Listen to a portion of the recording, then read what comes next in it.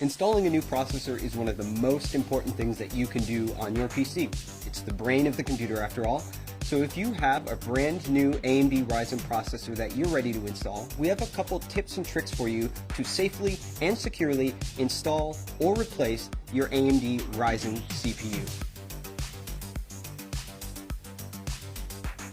The first thing that you have to know is that electrostatic discharge, or the little zaps that you build up by shuffling around on carpet, those can actually be dangerous for the sensitive electronic components in a CPU. But there's a way to deal with that. First, don't build a computer on a carpet, don't build it on a rug. Hardwood floors or even tile floors would be best. Secondly, you can deal with electrostatic discharge with an ESD strap. On one end, there's a wristband that you simply put on your wrist. And on the other end, there is sometimes a plug, like ours, which goes into a technical bench that is grounded, or there's a clip. The type that you might buy from the store is probably going to have a clip. To use that, you would simply turn the power supply off on your computer and then attach the clip to the power supply. Any bare metal on the power supply will do.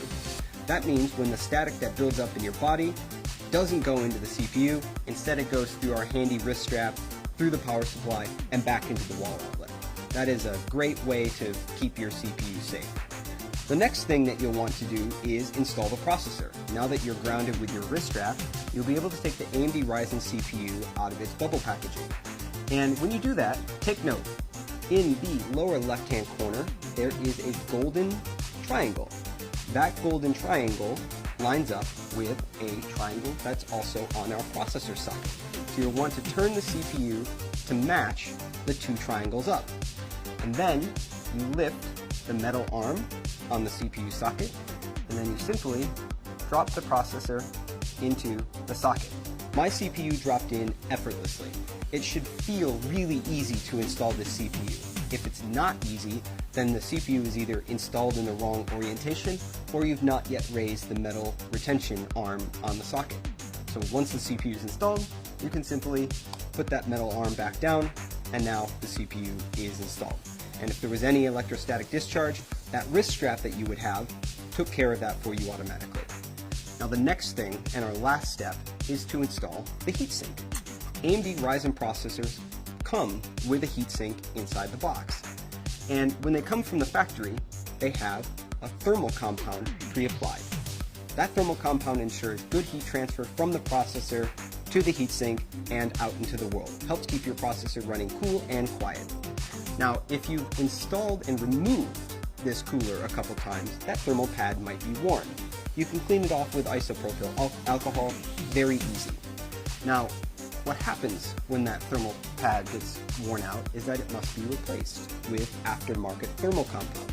You can buy this from any online electronic retailer, and it only costs a few dollars. This thermal compound is really easy to apply, comes in a plungered syringe more often than not, and there are a few ways to put it on the processor. Many people advise a large dot the size of a pea or two peas in the center of the CPU, and then when you put the heatsink on, it will spread out evenly across the processor. Other people recommend drawing an X shape across the CPU with thin beads of the thermal compound. And again, when you apply the cooler, the pressure of the cooler on the CPU will evenly spread out that thermal compound.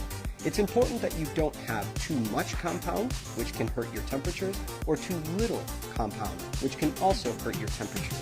You just want a nice, paper-thin, even application of the thermal compound on your CPU, just about what it looks like on the bottom of the heatsink from the factory. And that is how you safely and securely install or replace an AMD Ryzen desktop processor in your socket AM4 motherboard.